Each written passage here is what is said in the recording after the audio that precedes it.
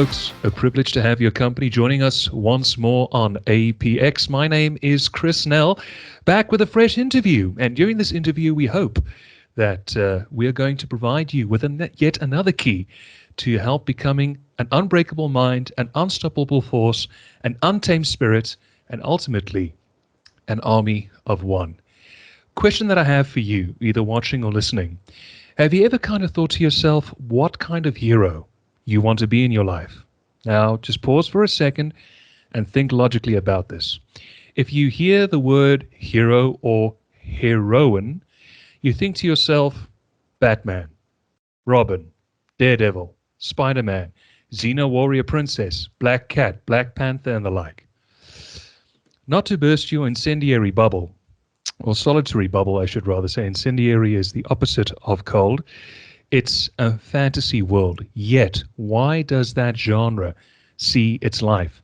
If you think about the history of Bob Kane, who created Batman, or for that fact, Jack Kirby or Stan Lee, they came from horrid backgrounds, and they wanted to provide others who may have gone through a greater or even lesser similar tragic circumstance to ultimately feel better, to have a sense of hope. Now, if you are spiritual / religious, we do have a savior in the form of Jesus Christ and a higher power, mine being God, I should add. But have you ever asked yourself, if you are so inclined, that the best kind of hero is an anti-hero? An anti-hero is the one that you don't actually see having a halo over their head. Keyword halo, that I'll get to shortly. Think of the greatest heroes in Greek mythology: Perseus, Achilles, Hercules. Read up the Iliad if you want more context, or hold on a second. The Iliad is just so much of imagery and iambic pentameter. See, the words even confused you. You can read mythos if you're so inclined. But getting back to the anti-hero archetype, anti-heroes have seen the other side of hell. They've been in hell, lived through it, and have come out the other side and want to avoid or remedy what has happened to them and what they see in others having gone through a similar tragedy. Help remedy that to ensure a better tomorrow, pardon the tongue twister. Hence, across from me, I have got Nico from NoHalo. Now, Nico is the anti-hero that I'm talking about. He joins me here today to talk about his tale, how he actually started NoHalo as a whole, what it promotes, and how beneficial he has been to himself, to others, to society as a whole. Nico, welcome, son. Thank you, Chris. Man, what a beautiful introduction too. You set that up amazingly. I'm grateful for that. Well, mate, as I read your story, should rather say very succinctly and briefly, the very first words were anti-hero. Let's take it back a little bit. You and I have a shared tale. We both saw hell. Where did yours start? I think that's the fair jump-off point. Oh, absolutely. Why not just jump into hell, right? No one wants to go. And since we've been, let's tell them what it was like. Absolutely. My hell started way before I started using drugs, actually. Really? My hell started in my mind when I was a child. That's where I believe my hell was created. When you asked that question, the first thing that popped into my head was my 6-year-old self. And my 6-year-old self at that point felt abandoned, felt left alone, felt rejected, felt like he had no control, and was facing tremendous changes in his life. At 6 years old, my grandpa, my papa is what I used to call him, passed away. And up until that time frame, my papa and my grandma were the ones who watched me. They watched out for me, not because my parents weren't around, but my parents had to have more time spent on my younger sister, who was ill at the time. So she's 2 years younger than me. From ages 2 to 6, I spent on the road back and forth between New Mexico and Arizona with Papa and Grandma. And so for me, hell became a reality at 6 years old when the person who raised me, who was teaching me how to be a human, left this planet. And I remember very vividly having to sit at his funeral, all the families around, and just wondering, like, what do we do now? What do we do now that the patriarch is gone? My grandmother, she was a boss too. She was the matriarch. She actually ran the whole crew, I just didn't understand that quite yet. Uh, and she, at that point, was like, "You're going to be staying with your parents," mainly because I had to go back to school, right? At 6 years old, you enter grade school. So it was about that time. And it worked out perfectly because maybe she was in her 60s at that time. Raising a 6-year-old in 60s probably would have been a little bit more difficult. But A new that's where definition for the hell. word hellraiser, right? Absolutely. Absolutely. Absolutely. So yes, when you ask that question, that's where my hell started, because I didn't understand the emotions. I didn't have a concept of death that was healthy. I didn't Mm. have coping mechanisms for what I was working through, and that's hell.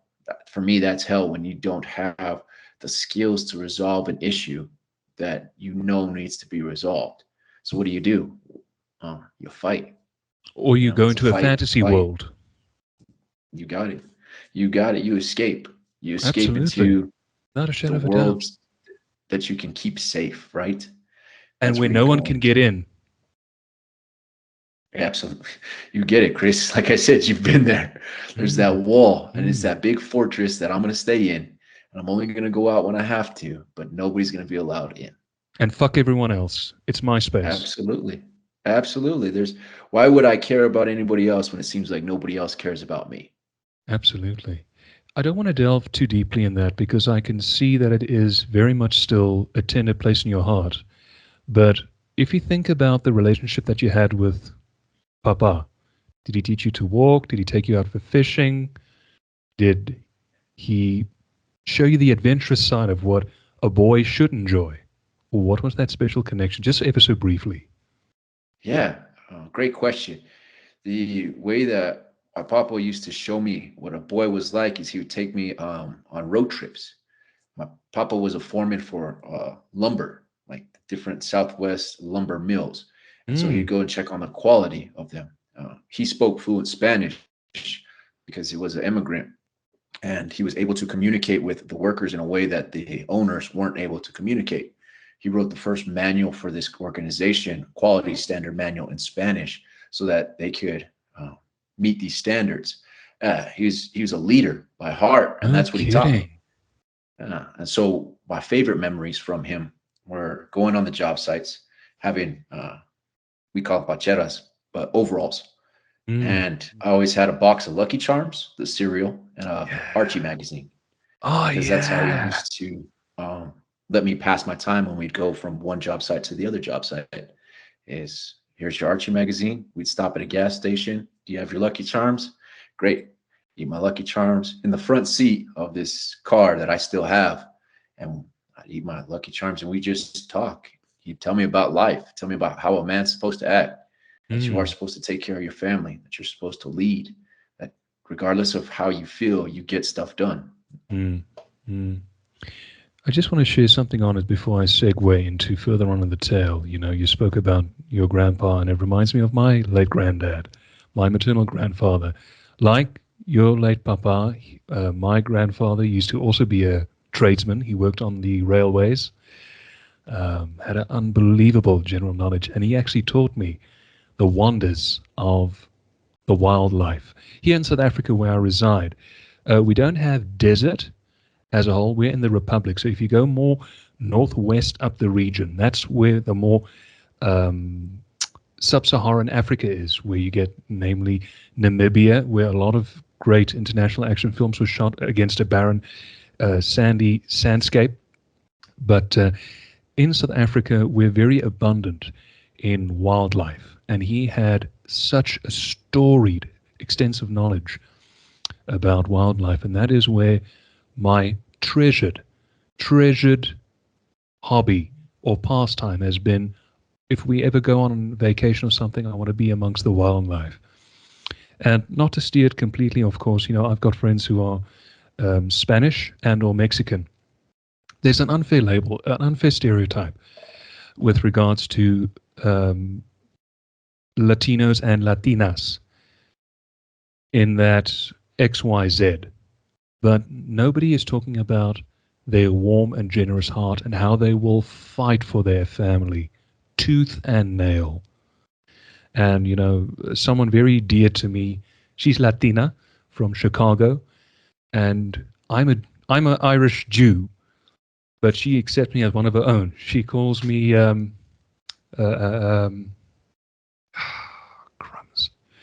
It's a beautiful, beautiful Spanish word, but I'll get to it hopefully, because my mind's running through 10,000 things.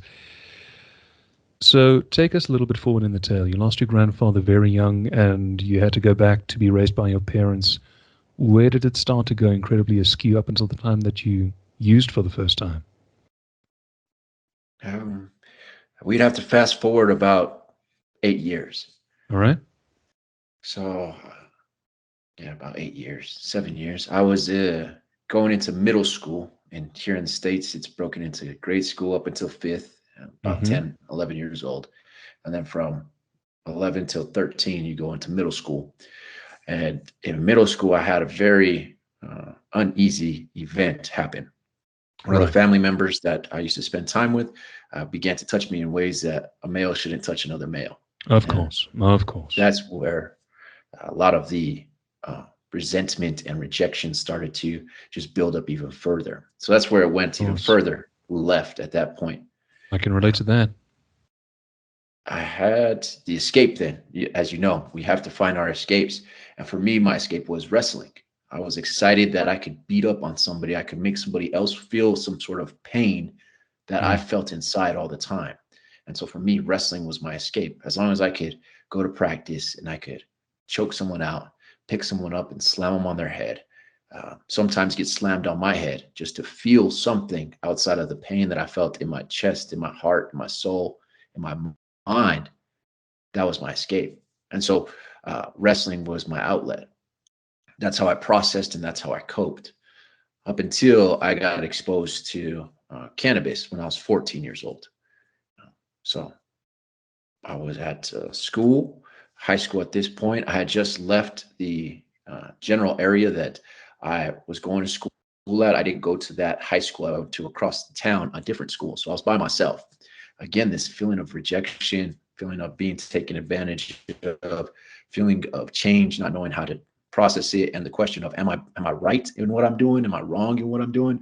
Without really that solid guidance anymore, or let me say it this way, without receiving the guidance. My dad did his best to train me up and give me the tools, but he wasn't Papa. He wasn't that first imprinted male figure in my mind. So uh, I remember very vividly. I got out of school one day, and the guys that I was hanging around, the guys that had accepted me, uh, they were apparently gang members. I didn't know this. They were just individuals that hung out together. They're the ones Mm. who called me to hang out with them. The football Mm. players, the other Mm. wrestlers.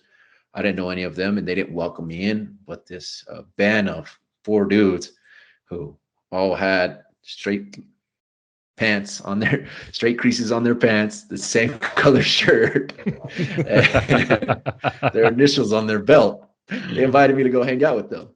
And Right. as a young man, you want to be accepted. You want to Of be course you accepted do. amongst your peers. Of And course you so do. I went, and it was at the time where everybody else was not at home, so I had to catch the bus to and from school. Mm. And they're like, "Oh Mm. yeah, we'll take you home. We got to make a couple stops before we get there, but we'll get you to your house eventually." And we get into this Mustang 5.0. It was maybe like a late 90s Mustang that one of them had. Mm. And I pile into the back. There's three of us in the back, two of them in the front. And all of a sudden, I see them smoking something. Well, I was been around my cousins. I had been around family members who smoked. So I knew what the smell was. Of I knew course. what they were doing, but I didn't know how to participate, right? Mm.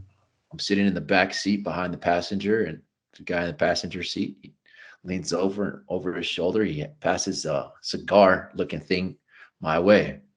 Grab it, take some hits because I want to be like everybody else. Don't know whether to inhale, don't know what to do. But you're I start coughing like mad, coughing. I'm They betting. start laughing. Oh, man. Yeah. And so I pass it. I pass it over to the next guy. Well, they began to realize that Nico hasn't ever got high before. I knew what it was, but they they sensed that it was my first time getting high. So the first stop that we make is at one of the guys' house to drop him off. And inside his garage, he has a gravity bong. And for those that don't know, basically you put water and you make it so that the water sucks out all the smoke, and then you inhale the smoke. Wow. Yeah. They all With start a lighting that trifecta up. of 90 degrees upwards, almost like an Yes, extractor fan would. exactly. Exactly. I'm glad you're here, Chris, because you could explain that type of stuff far clearer than I can. That's my job. And so they they rig it up, and there's a big old bottle of smoke, and they're like, all right, Nico, when you inhale this, like take it into your lungs, don't just keep it in your mouth. So I inhale it into my lungs.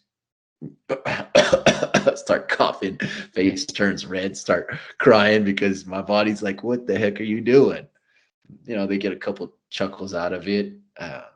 One of the guys is a little bit older, so he just kind of laughs. He's like, yeah, I Mm. remember my first time smoking too. And just as an egotistical teenager, oh, this ain't my first time. They're like, yes, it is. Yes, it is. Don't lie to us.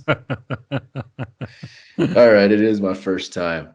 And at the time, it was what we called swag, just pressed down cannabis with seeds inside of it, all the stems inside of it. It smelled still like a little bit of gasoline because that's how it was transported. Absolutely. Absolutely. And And that I was the remember the first time names that so I well. ever There was used. Skunk. There was Skunk was the big one in my day. And then when that movie Pineapple Express just came out, there was apparently a Pineapple Express strain, but apparently it was just like a whole bunch of stuff put together. But it was mutant seeds. Yeah. There was Incredible Hulk. There was the Monster. All those various Yeah. strains that we used to toke so badly. In fact, I said to a friend of mine not too long ago, um, we apparently, oh yeah, we got drunk first, and then we started toking weed. I got so nauseous, I vomited in his dad's fish pond. Oh. Jeez. Adventures in babysitting. Oh my stars.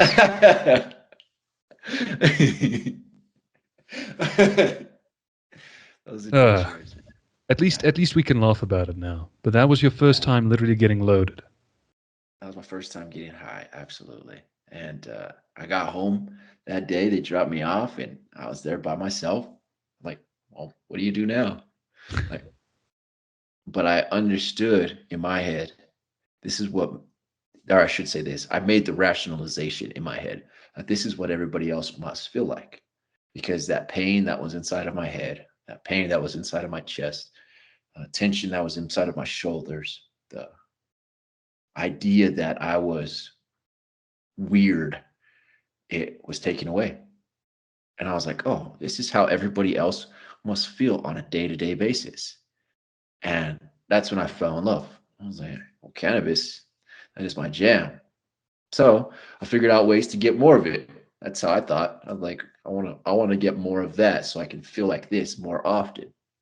And that began my uh, venture into entrepreneurship. We'll call that, because that's that's how I look at it. And so I took my lunch money, $3 I was given one day for lunch, and I took that and I had one of my older friends go buy me a pack of miniature cigars. They're called prime times here in the States.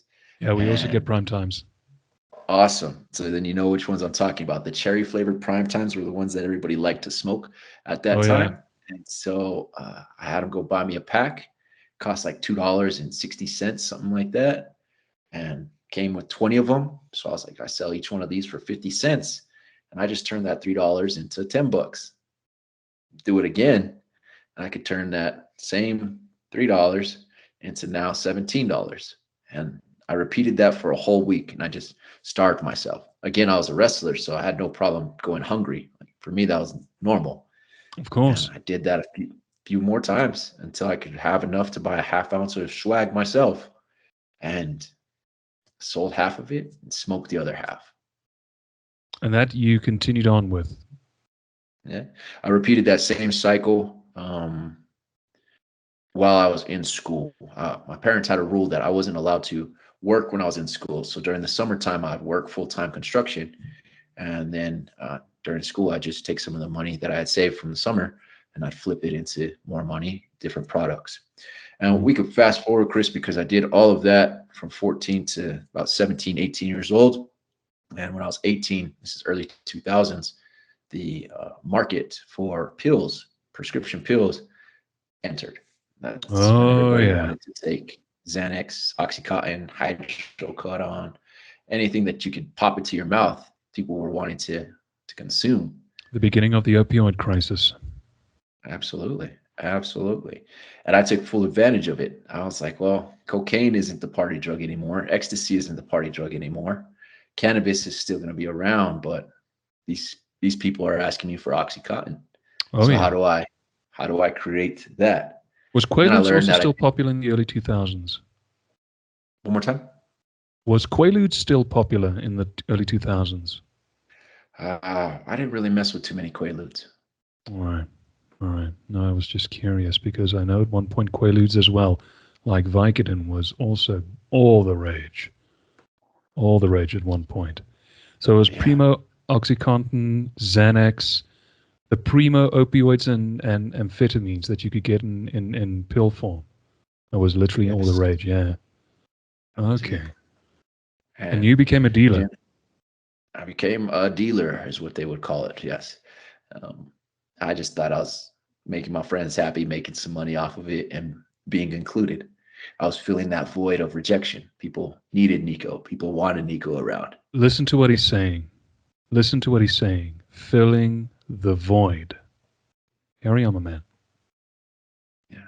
So and that's what made me so excited to do it. As I was wanted, I was included. People would invite me places, and I didn't have the self worth to be accepting of myself as who I was as a human being, mainly because I hadn't learned who I was. I was always intoxicated. I was putting on a front of either the jock who could get wrestling scholarships and get good in wrestling and did good in grades, or the front of the guy who could always get drugs. So I was going in between these two identities and never really identified who I was in order to accept who I was. So that void just got wider and wider and wider. And I had to keep on filling it more and more and more. So it came to the point where my identity ran into a fork in the road. My senior year of high school, about 18 at this point, 17, 18 years old, we get a brand new wrestling coach. And I had already earned myself a full ride wrestling scholarship prior to him being around. And he comes and he wants to implement a bunch of new rules that I felt were targeted at me. Couldn't have any of your tattoos showing. And by that time, I had already had tattoos. You couldn't participate in certain behaviors. Well, I was participating in those behaviors. No one else was on the team. Uh, so I felt very targeted, and I don't like being told what to do. That's one of my qualities as well as one of my kryptonites. I don't like being told what to do. If you ask me for the shirt on my back, I'm gonna give it to you. But if you tell me, give me the shirt off your back, we're probably gonna go a Problems. different route. Yeah. So I love to help people. I love to be there, but I don't like being told what to do. It's just not in my nature. And because of that, I always found ways around the system. Well, at this point, I was so fed up with the system, as we'll call it, school, parents wanting you to be high achiever, everybody impressing their own images on you. And I say that because I know we're hounding on these younger ages, but that's where your identity is created. Like even as Absolutely. a Couldn't agree 34, more. 35-year-old grown man right now, I still have to solve those problems because those are the ones that I face. Of course. Yeah. Yeah. And so I quit wrestling and I said, fuck it. I'm not going to wrestle anymore. I can go work full time as a construction worker. I could take that money and I could sell dope and I make money selling dope. So I was getting my Oxycontin pills, primos as you called them, for $20 and I was selling them for $80. It's a Gee pretty good whiz. return. $60 profit. Goodness. Yeah, It was evident that your entrepreneurial career was getting a head start. it was. And I was good at moving products and I was good at making sure that people were happy. And the even better part about it was that I didn't have to go through one individual source anymore. Now I could go through multiple Networking. sources. Yeah. The skills that I now use today are still implemented, but they were developed at that young age. And so, yeah, I'd get 120 pills from one person. I'd get another 60 pills from another person. I'd get, whenever they needed their script filled, I would get their pills from them and I would trade them for something else, right? If it wasn't cash that they wanted, great. What is your substance of choice? Well, one lady liked cocaine and she liked crack cocaine. So I trade her for crack. One gentleman, he liked cocaine and he liked the purest cocaine that he could find. He'd stick it up his nose. And as soon as he got it in his nose, I could get all of his pills. So I just trade him for cocaine. And the trade-off on that was ridiculous. I'd get an ounce of cocaine for $500 and I'd come out with 200 pills that I was selling at $80 a piece. Do the math. Exactly. You were making a couple of $1,000 a week. Simply too, in a matter of 2 or 3 days. And this is after work. So when I had this money, people start to ask me, well, Nico, where are you getting this money from? I was still living at home. I wasn't going to have no higher expenses. Nico, And where'd you? tax-free. Yeah, I don't have to give nothing to Uncle Sam. Nah, I'm good. I am good. So But he when did would it come ask. to a grinding halt eventually? Eventually, the tale turned sour. Absolutely. Absolutely, it does. Came to a grinding halt a few years later. I found myself breaking one of the rules of drug dealing and getting high on my own supply and using my own Oh, supply to fill my own needs because I saw that these drugs were solving other people's problems and I wanted my problem solved. So when people weren't hitting me up to get their drugs when I wasn't feeling wanted or needed, I just get high on my own and I'd nod off and I'd escape because those pharmaceutical drugs, they were great. At one point, I found myself taking 320 milligrams worth of Oxycontin in a day and just nodding off. And because of that, you don't work as diligently as you should at moving the product, and then you start to owe people money, and you start to run into issues where people don't want to work with you anymore. Uh, then the government changes the product. They started making sealants around the pills, so the pills changed itself. Great. Well, what do you do as a good businessman? You pivot. You figure out what the next product is that can fill this market, and that turned out to be black tar heroin. So by 20 years old, I was moving ounces of heroin, keeping a quarter ounce myself, IV injecting it because I wanted to make sure that I used it first, and running amok in my city. I was selling drugs to people that I probably shouldn't have been selling drugs to. I was buying drugs from people that I probably shouldn't have been buying drugs from. And I was participating in behaviors that were not positive impacts on my community. And so when I was 20 years old, I found myself completely addicted to heroin. And at this point, I moved from a dealer to a consumer. No longer was I allowed to get fronted product. I had to pay for my product up front.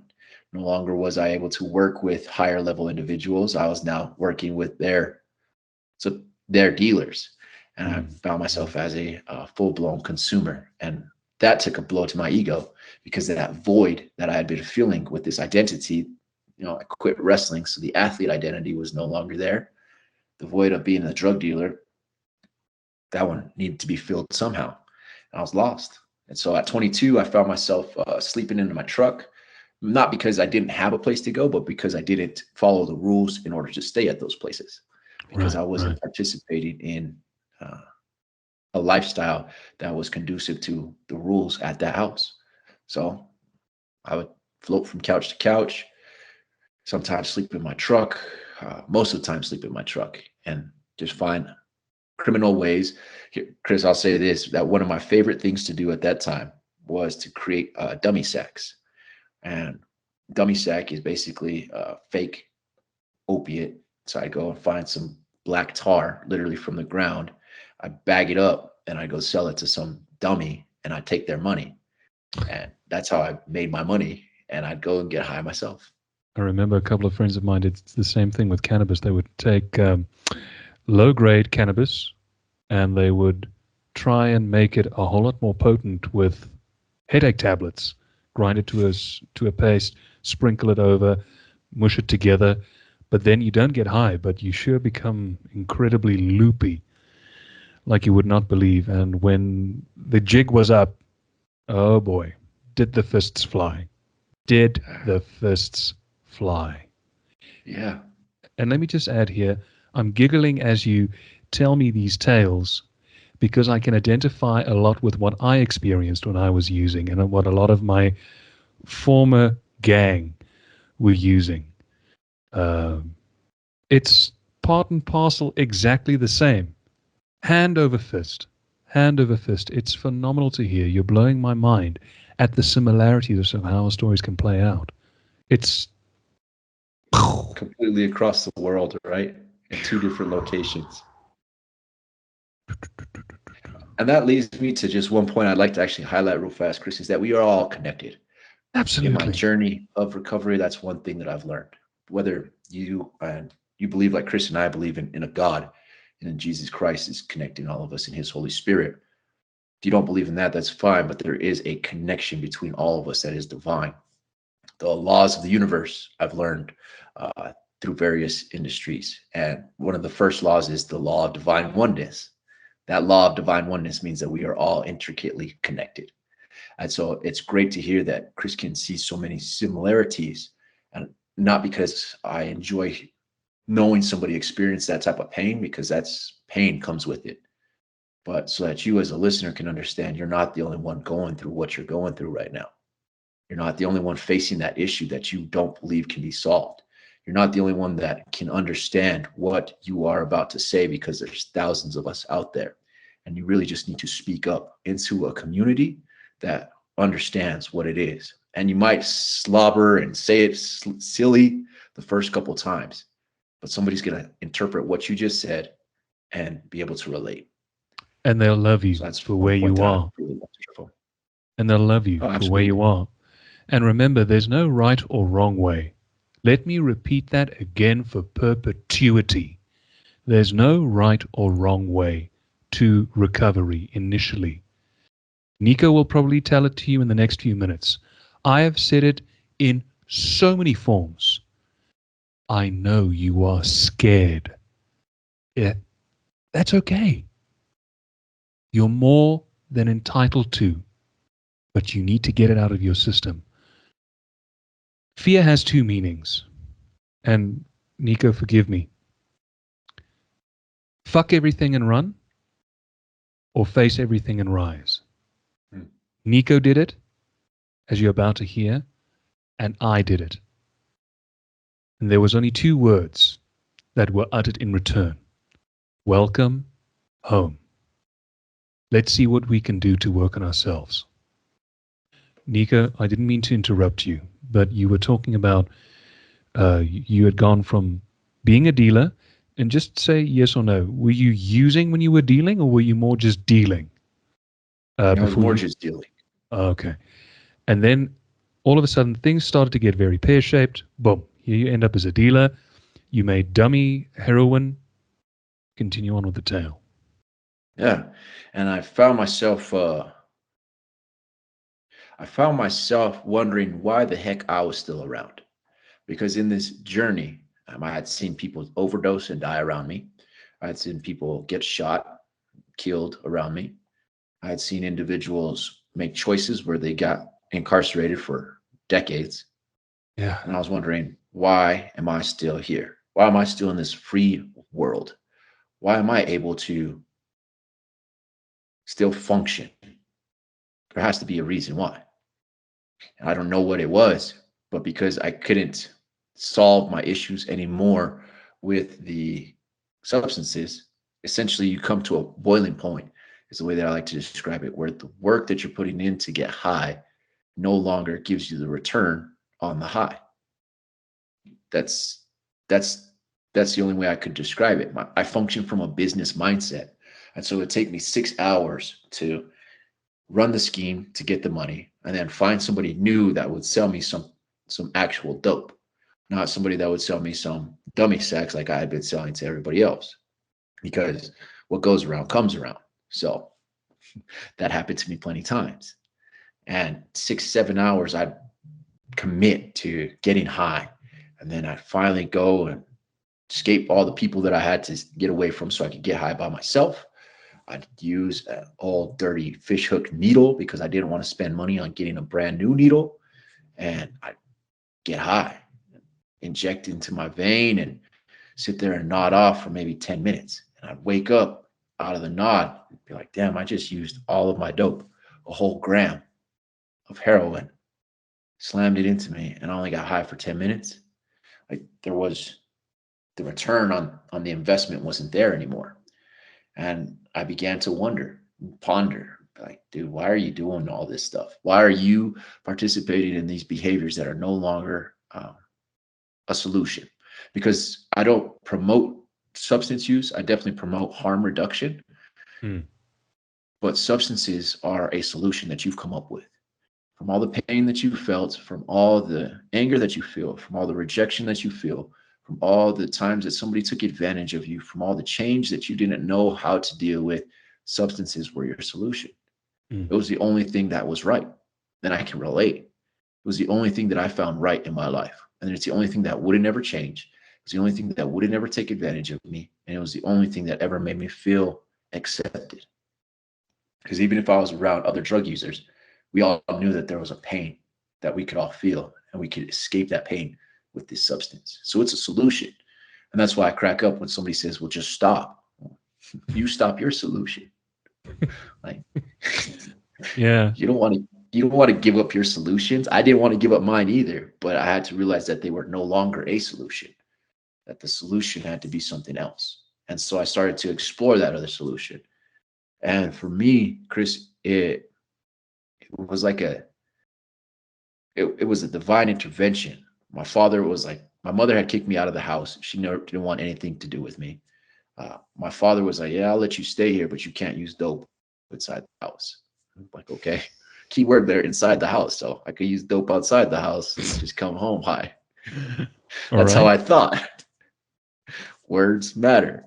Of course. And eventually I just didn't see the point in it.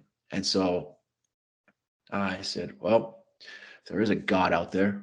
And I remember this conversation very vividly. There is a God. And I'm going to listen to you. If you can get me out of this, I'll do what you asked me to do. And I'm 22 at this time, 120 pounds, no facial hair, no hair on my head, sucked up, pale skinned. And that night, I remember going to sleep and waking up, and the urge to use wasn't there. The urge to get high was no longer there. It's just this wash over me that I can't explain, other than I felt no pain, but I was still going through the dope sickness. I was sweating my balls off and freezing at the same time, but I didn't actually feel it. It was like a healing for me.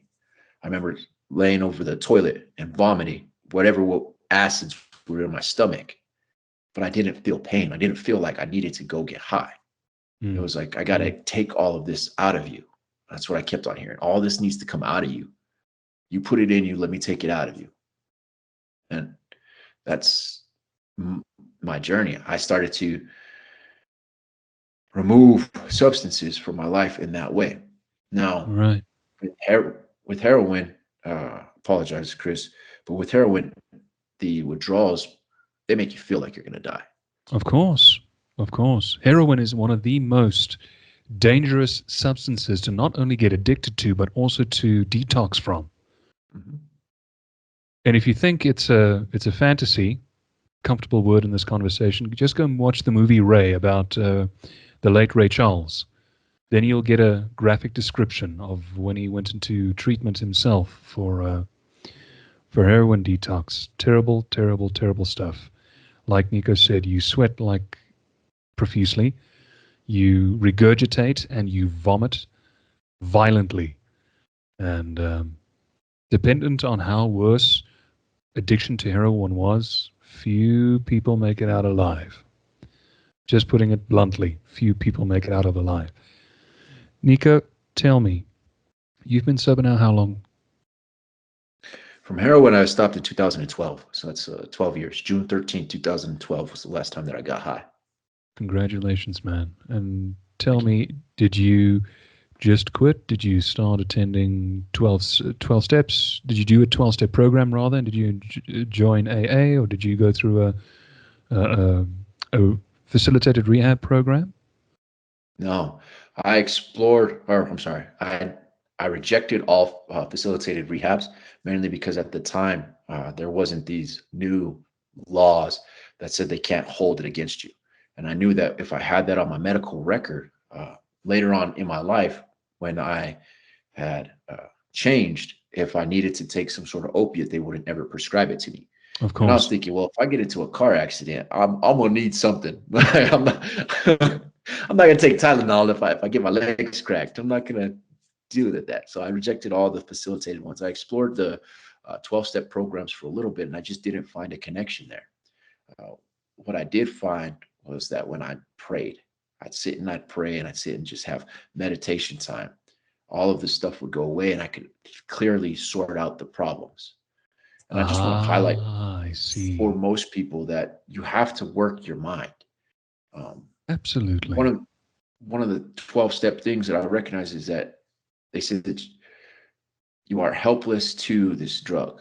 And I don't like that personally, but you are helpless. When it comes to ingesting these substances, you become a helpless being. Now, if you don't ingest these substances, you're not as helpless. So when you understand that that is your kryptonite, we're using the superhero talk now, that that's the one thing that'll take you out, you begin to understand in your mind that you can't use it anymore. Of And course. I'm just like anybody else. I got clean from heroin. I began to live a fulfilling life, but the battle of addiction never goes away. And so Never, ever, ever. friends, friends would invite me to go out, and guess what we'd go out to do? Consume alcohol.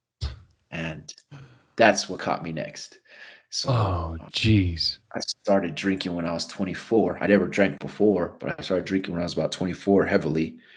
By the time I was 27, I was drinking 2 bottles a day, found myself homeless again, Oh, boy. living in a building that my grandma actually had left to the family. No one lived in it, but that's where I was allowed to stay.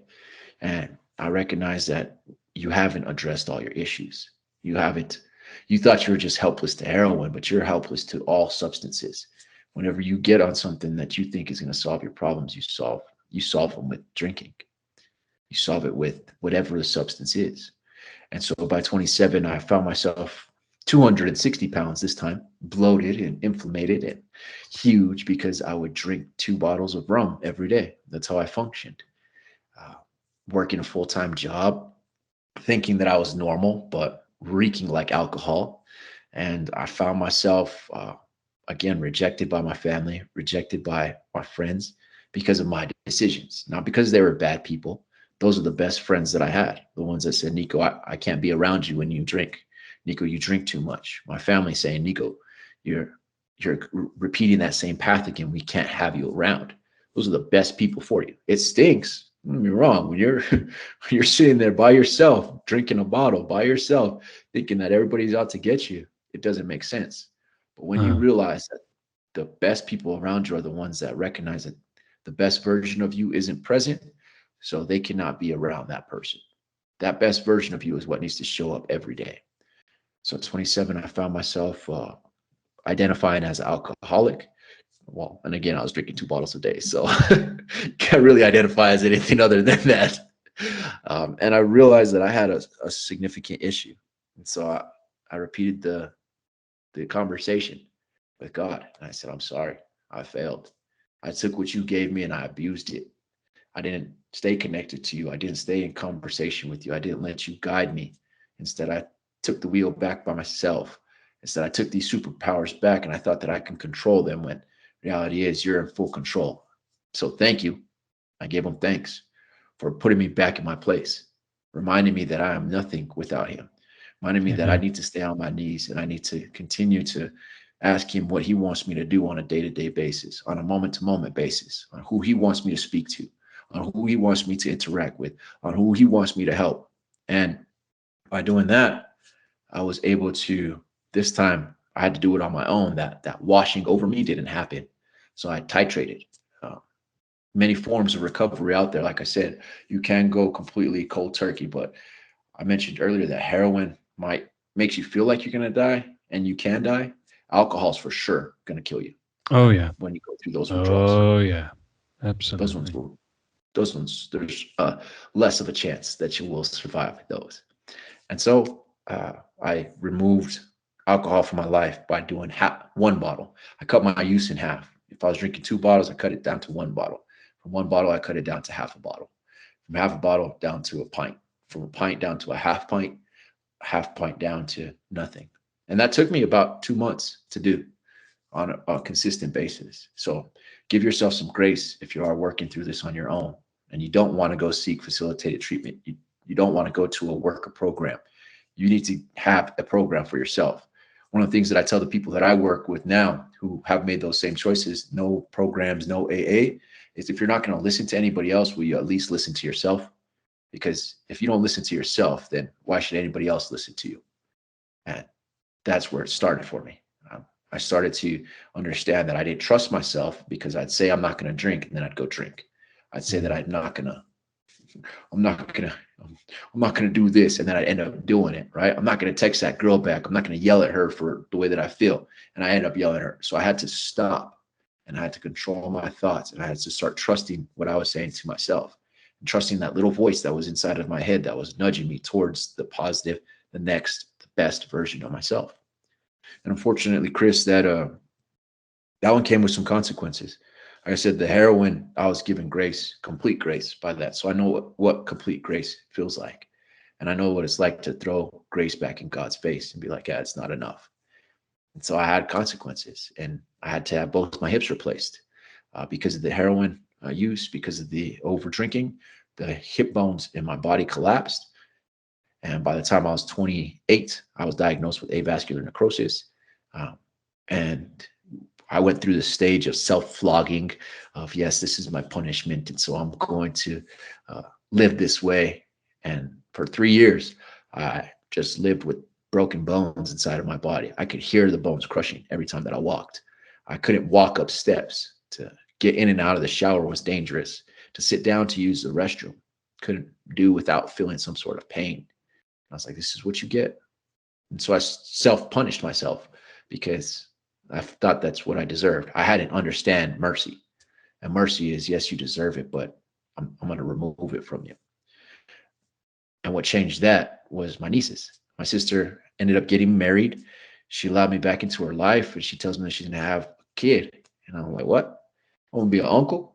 She's like, yeah, you're going to be an uncle. And I was like, well, I had some badass uncles growing up.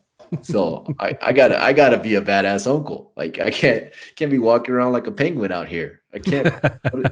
What am I gonna do at the park? Can't be chasing no kid down. I can't even walk. Like how am I gonna interact with them? How are they gonna remember me? And that got my motivation. That was my why to get my hips replaced and actually love myself enough so I could love others. Of course. Wow, that's quite a story. That really, Nico, is quite a story. I mean, you've been through the gamut. You've been through the gamut. And for what you have achieved and what you've been blessed with, you deserve everyone's respect who has walked in more or less the same shoes that you've walked. And how has your journey been now ever since that you've been completely clean? So I've been completely clean, and my journey has been wonderful. I found my identity in that my life isn't my own. My life is now a service to others. And that's when I get into the flow state, that state where you no longer feel anything that I used to love when I was getting high. I can feel that, and I can be present in it when I'm serving my Absolutely. community, when I'm helping these individuals. So what I do now is I became educated, as they would like to call it. Like I always been educated, right? But I got Absolutely. the the certifications, the qualifications. I have a bachelor's degree in business now. I'm a published author. Fantastic, man. Yeah. Congratulations. So those type of things are now accepted by other groups. And now I can go and I train them. I train them on communication. I train them on leadership. I train them on problem solving. I train them on teamwork. I train them, specifically those in behavioral health, on how to communicate with individuals that are like me and you, Chris, because there's a whole different language that is spoken. And if you don't have this lived experience, if you don't know what it's like to be in hell and come back from it, then you won't be able to speak it. And of course. Of course. You hit the nail on the head. How are we supposed to listen to you? Yes, clinicians, and yes, all these people who don't have the lived experience are needed. And that's one thing that I express to them, is that your knowledge is needed. We need that perspective. But if you cannot communicate your scholastic knowledge into a layman's terms of somebody who has knowingly experienced demons and hell and the whole have the war scars. Yeah. Then they're not going to be able to receive your information that they absolutely do need. And that's where I found my niche. That's where I found my groove, is coaching individuals to get to their definition of sober. I work with people who want to change their identity, but don't want to go through the traditional rehabs. They don't want to go through the AA programs. They don't want to go to the religious groups. And I focus on personal development. That's how I found my skill set being used the most, because that's what saved me. There's an assessment called the DISC assessment that I'm very fluent in, and it gives people a snapshot of where they are at right then and there. I'm a high D and a mid I, dominant and influencing. Probably why we get along very well, Chris. Probably why we get along very well. Probably why we get along very well. I believe in the DISC profile. In fact, if I may just shoehorn in this here, I used to be a radio DJ, and the very first FM station that I worked at, it was a very small mom and pop station. And they were wanting to try and see how they could organize team buildings on the cheap. And thankfully, I knew someone who could, like you, had studied the DISC profile, for example, and was willing to go out to businesses basically pro bono and do these DISC things. And sadly, it didn't go through because, unfortunately, this nasty little word called pride is still circulating in human society today. So it was more of a fact of do as I say, not what I do, and your DISC profile is not needed. But I do believe in the DISC profile. I believe in the color profile. There's another one that I will get to, where they estimate you according to your colors. You're the doer, the thinker, the analyst, the strategist. Are you familiar with something like that? I'm familiar with it. The three that I know of that are core is the DISC assessment, the Enneagram, and the Myers-Briggs. Myers-Briggs. Yeah, that was the one I was thinking of. The ENFJ, the ESFJ, and all those sorts of categories.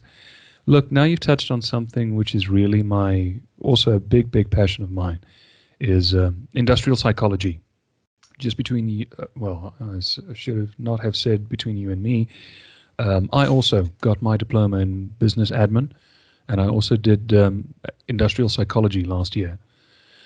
And isn't it funny to think that after you've gotten that training, now you look at people in the workplace and you can say, you know what, you're more of an introvert. You should be behind a desk. You're more extrovert.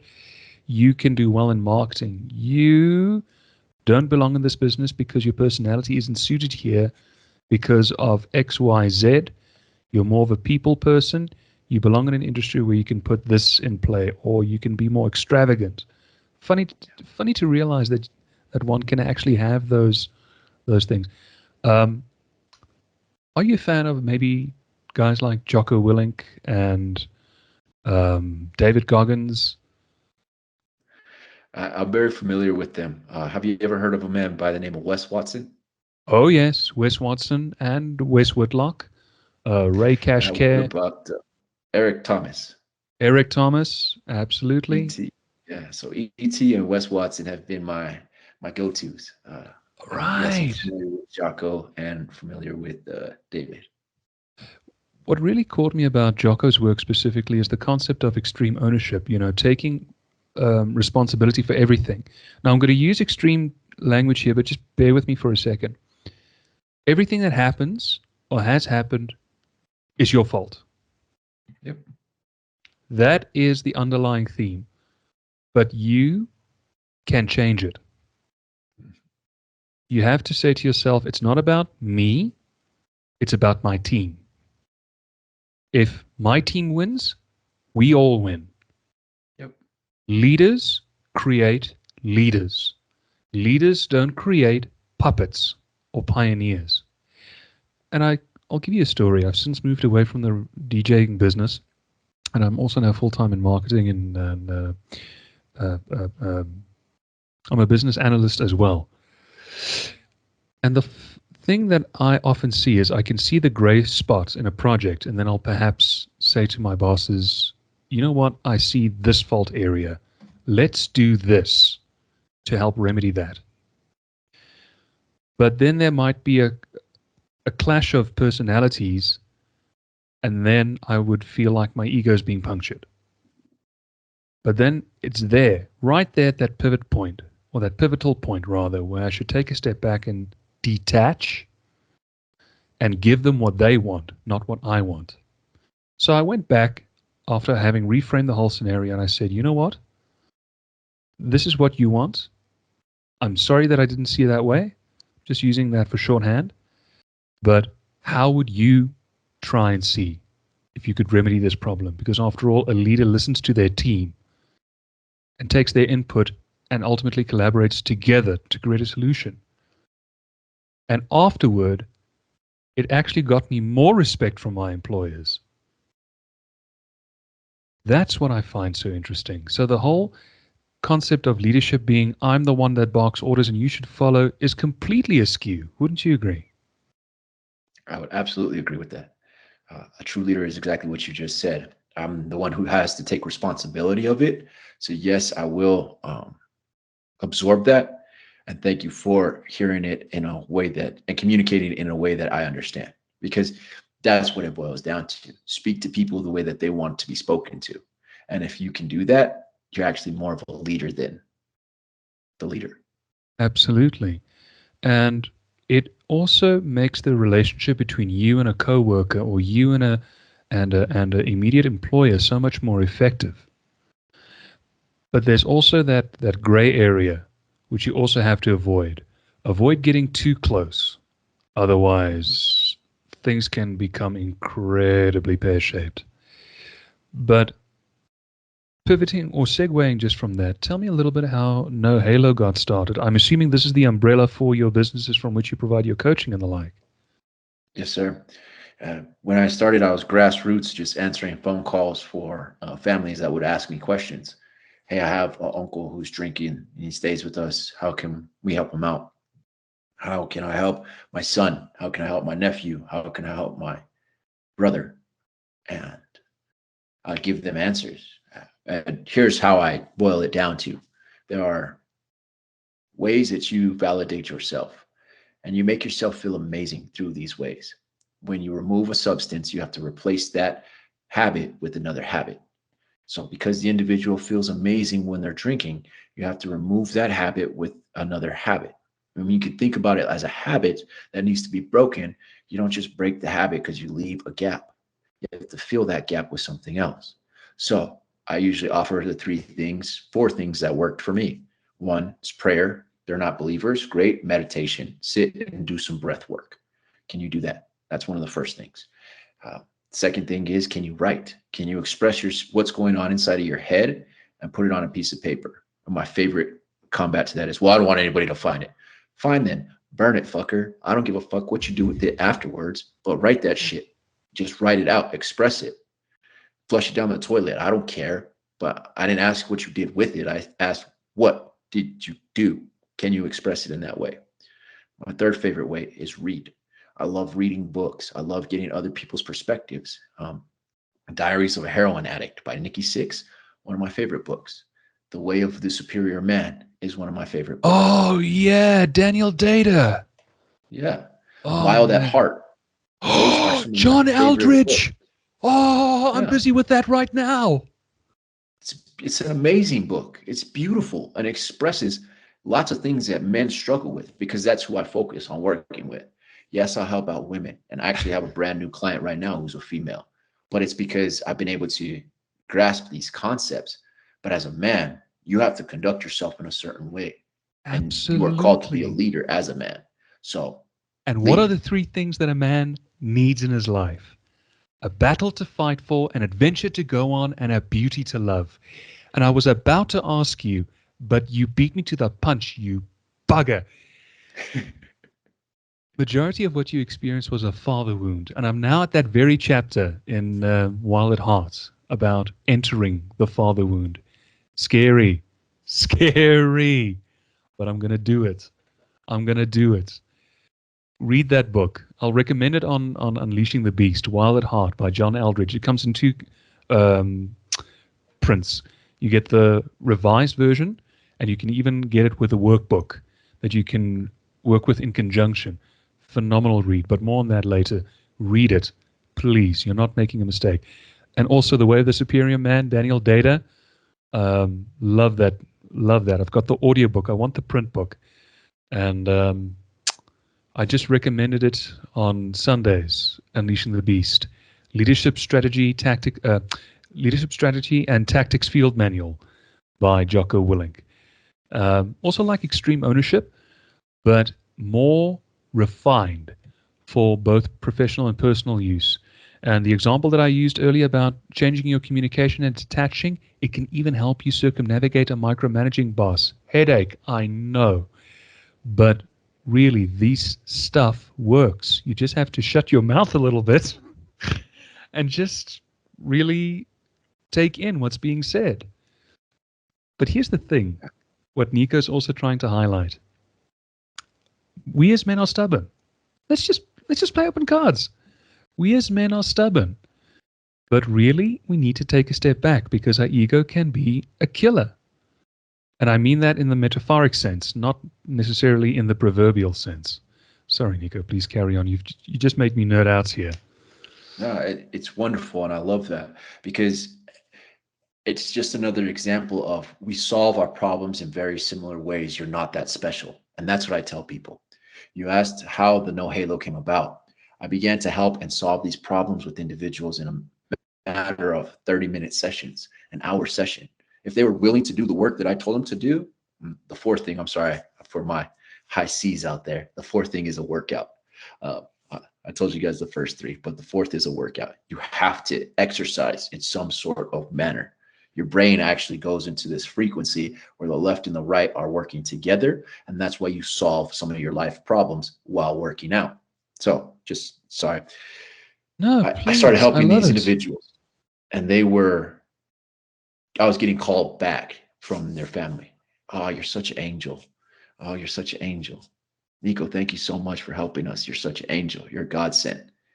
And I hated hearing that. I was like, this isn't, by no means is this the life that I was called to live, but it is the life that I was called to live.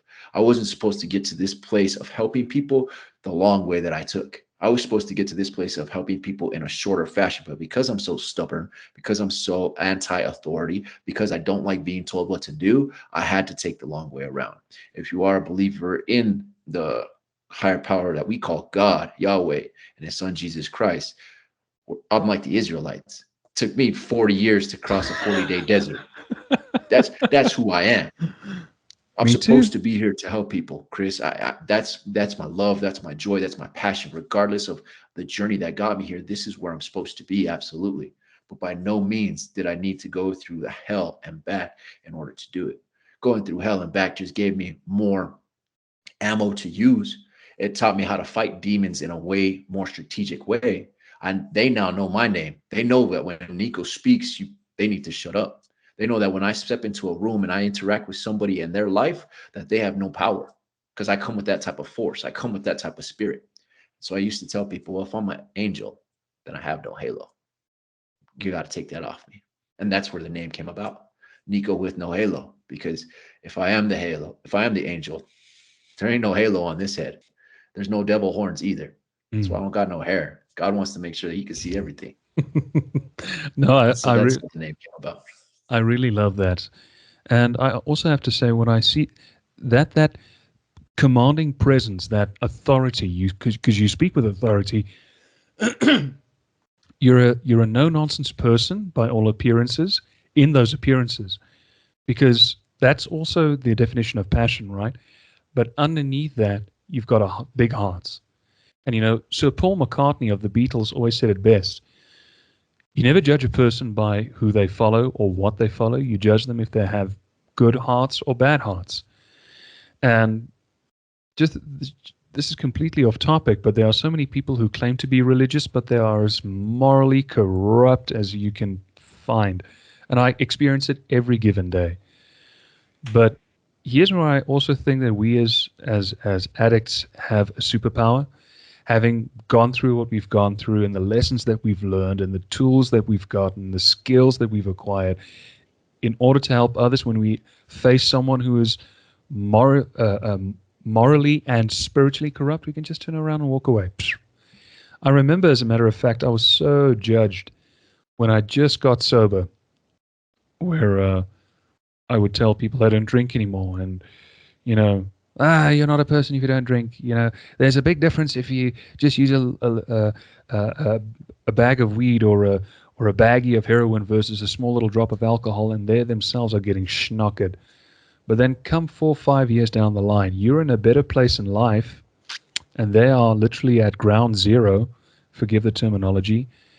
They've lost everything, and then they look up to you, and when it comes to the amendment stage where they apologize to you, it's like water off a duck's back. You go to them and say, well, you know what, I appreciate that, but originally what you threw my way means this much to me. I've seen death in all its forms.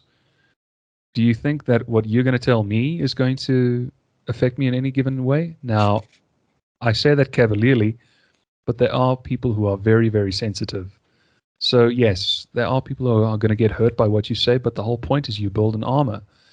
But a true armor, not a wall. You build an armor around yourself where it's a fact of, you know what, I'm here on the earth for a reason, and God bless you, but respectfully, go away. And what I love about your personality, bringing it full circle, is you really do care and you really want to help people, but you've got to be cruel to be kind. And I've said that to a lot of people in my circle as well, and it went in through the one ear and out the other, but it's true. Spoon feeding people, it does more harm than good. Absolutely. And I heard this from Tony Robbins. That's who I heard it from, but I know it's far more ancient than he is. Strong men create easy times. Easy times create weak men. Weak men create hard times, and hard times create strong men. So it's all a cycle, and you get to pick what part of that cycle you want to be a part of. That's how I boil it down to. And so when I work with individuals, if they come from the background where it's been spoon fed to them, I'm like, you're a weak man. You got a jelly back. You can't stand on your own 2 feet. I guarantee you I could take you out with a matter of 5 or 10 words. But absolutely, because I know I can do that, I'm not going to. I'm going to build you up because I need you to be a strong man so that you can make an easier time for someone else. And you can repeat that. Create adversity. Wes Watson says it a lot.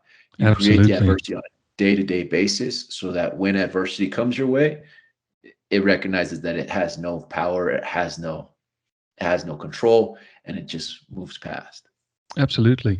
And adding on to that, have you ever read the Book of Five Rings? No, but you're the second person to talk to me about that book. Great book. In fact, it is as old as time itself, written in 1635 or 45. I was listening to the audiobook just this afternoon. One of the two, about Master Swordsman Miyamoto Musashi, who was the last true samurai, lone Ronin samurai in the era of the Tokugawa shogun of Japan. He wrote this book because after all of his duels, what was the purpose of life? And he just defined it as the way of strategy. Keep that in your back mind. Now, in it, he talks about the long sword and the short sword. You need to be well versed in the katana as well as your small sword. So what was he trying to emphasize there? Emphasize versatility. Emphasize the life lessons. And don't say that I'm going to do this for the rest of my life. Times change. You just highlighted it yourself through Tony Robbins. Times change. If you hit a pit stop relationship wise or business relationship wise? Where do you go to from there? Oh, well, unfortunately, I trained to be an architect. I can't become a mathematician. Of course you can, numbnuts, because what does architecture entail? You have to know Pythagoras. So just brush up on your skills a little bit. If not Pythagoras, maybe you can have a aptitude maybe for, oh, I don't know, maybe you can do electrical engineering, because there's always, we consist of so many parts as men, but we're always not willing to look farther than what the eye can see. And that's also what Tony Robbins brought to mind. Don't become a soft man. But now here is the curse word, and you've touched on it, Nico, is you've got to go through that trial and tribulation period. You have to suffer. Yeah. And no one can teach you that, but it's going to be there. And unless you put your helmet on, you climb on your steed with shield in hand and your lance in the other, and you say, right, I'm coming for you. Trouble. Trouble, trouble, Well, trouble. it's what you said at the beginning. How are you going to become unbreakable? How does that happen? How do you become unbreakable? I've been around MMA fighters for most of my life, right? And one of the things that most people don't know is they actually break their hands on a consistent basis. They do. Microfractures on their hands, so that their hands become so tough that the bones no longer break when they're in a fight. Same goes for their shins. They literally break themselves to become unbreakable. So either you're going to break yourself or life is going to break you. Absolutely. Then it comes to a point that life comes to check if it can break you again. And full transparency, that's where I'm at right now. Life is checking me, seeing, hey, Nico, do you really want to take on this responsibility of leading other people? Do you want to lead leaders? And I smile. I'm like, do you not remember who I am? My aroma has left your nostrils so soon.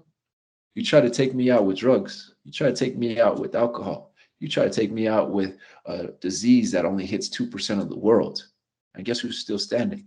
So let's go with this next round, because you will not break me. I will not allow it.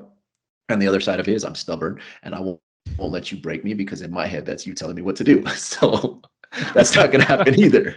Absolutely. And you were talking about having your hips replaced earlier. It reminded me of Francis Ngannou. Do you remember how they had to put his knees back together with that, what looked like liquid cement? Geez, and I thought, he was barely back in the octagon, what, 2 months after he had that operation? Yeah. And he's spry and he can move around his target. I think he was fighting Derek Lewis, maybe? Or Kamaru Usman. I think it was Usman. And he circled Usman like that. I'll never forget seeing it on ESPN. I thought, how is this possible? But then again, you learn more from the bad things in life than what you do from the good times. You have to remain open-minded. And hence, that's what Musashi spoke about. You have to understand the way of strategy. Tony Robbins defined it the other way. And of course, Willink said it another. And so did John Eldridge. But the universal concept, or I call it the university of life, the universal concept is there's lessons there. But when the Sheol, the shit or the hell hits you, don't say why me, say try me. That is the onus. It happened for you. Exactly. But tell me more about what you offer now through NoHalo. You're a published author, you do workshops. What else? Yeah, so I function in a few different ways. I've learned to take on the role of mentor, coach is what they like to call them nowadays. Sage is what they called them years ago.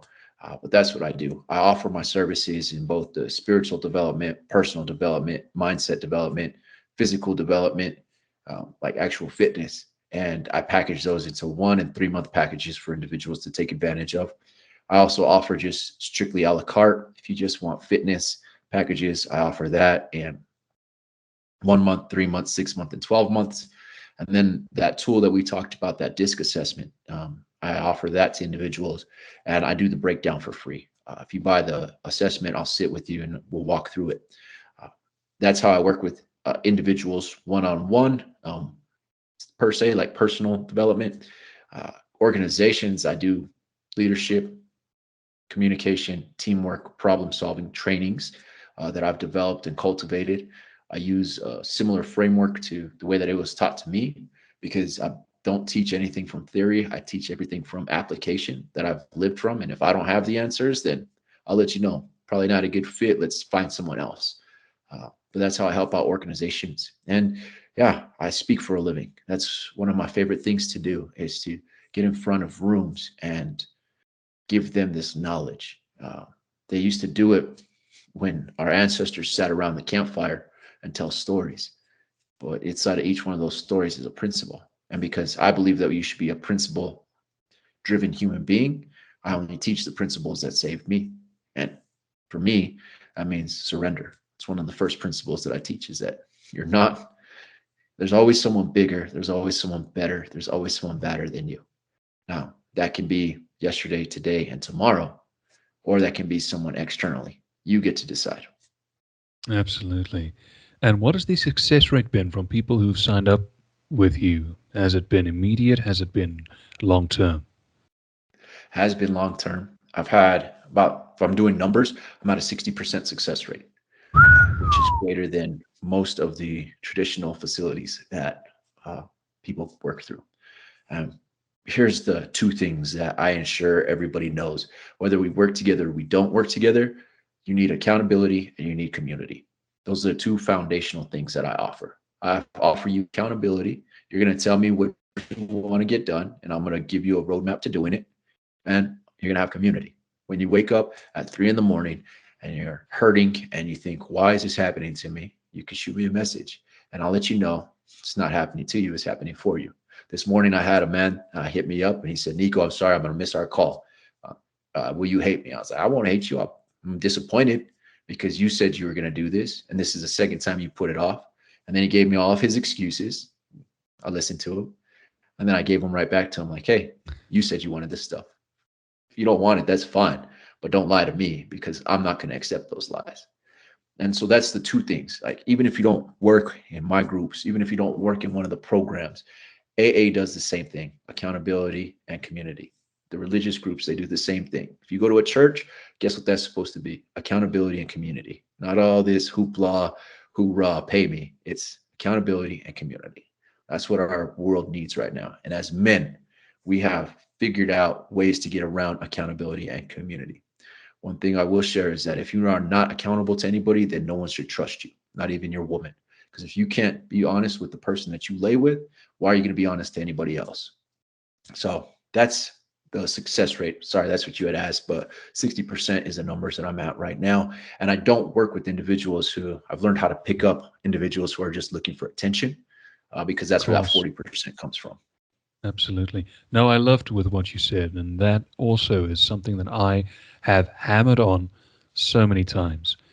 Granted, you and I are a lot different in age, but unfortunately, my generation think that the world today is a playground, that they can fork around and plots around with no repercussions, but when the fickle finger of fate hits the fan, then it's everyone else's fault. But they're not willing to stand in front of the mirror and say, what part did I play in this? And I have to be honest, that's the questions I had to ask myself when I was let go from my last media gig a couple of years ago. I played the blame game. Sure, I did. But eventually I had to look in that mirror and said, where did I go wrong? And I did the hard work. I wrote out the journals. I wrote out the resentment letters. I cried the tears. And you know what? It wasn't my fault. It was the other party's fault. How could I have reacted to it? Way better than what I originally could. You know, you may have heard the quote, the late Randolph Elder, who was a Montford Point Marine, like the Tuskegee Airmen, year of old African Americans who joined the U.S. Marine Corps. They were designated the Montford Point Marines, served in Vietnam, mainly in Guam, Nha Trang, and Da Nang. Randolph Elder said to his son, hard work wins. You ultimately get out what you put in.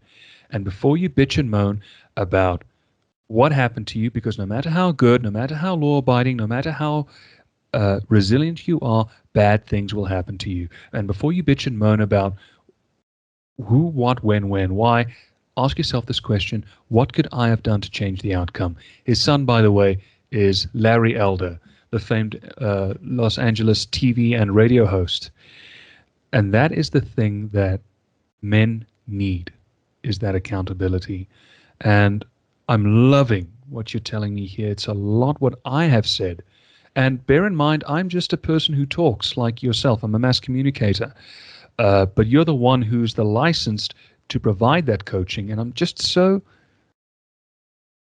humbled that everything that you've shared is part and parcel. It's the university of life, that universal code. And Nico, I really appreciate you having shared your transparency and your vulnerabilities, and how you changed that once that weakness, you've turned it into a strength. And for that, you can be proud. You can faithfully be proud. If people hear about you now, where can they get a hold of you? Best place to get a hold of me is via the website, nohalonm.com. That's the best place to get a hold of me. If you're on social medias, my social medias are at nohalonm. That's the best way. Instagram is where I'm most active, mainly because it's the easiest. So if you are looking for the quickest response, Instagram is where I direct you. But the other medium is the website. And then here's my email. If you do want to write me, I'm more than happy to take that. NICO, Nancy Indigo Charlie Oscar at nohalonm.com. And folks, really, go read up about this man's life and see what he has to offer. He's here to help. In fact, I believe the most apropos way to end this interview is by Wes Watson himself, who once said, "The man who takes more pride in the steps to attain the result than the result itself cannot be stopped." And with that, folks, first off, Nico, thank you so much. You've been nothing shy but a great guest, and you've got to come back in the near future that we can delve further. We've not even scratched the surface. Absolutely. Let me know when. And all the best of luck and all the blessed going forward for 2024. Folks, we would like to also say thank you very much for tuning into, whether you've been watching on YouTube and listening on Apple Podcasts and Spotify and the like. And always remember, through you always doing the work and striving for better, you too can become an unbreakable mind, an unstoppable force, an untamed spirit, and your very own army of one, an apex predator. That is Nico. I'm Chris Nell. Look after yourself. We'll talk again soon. Bye-bye.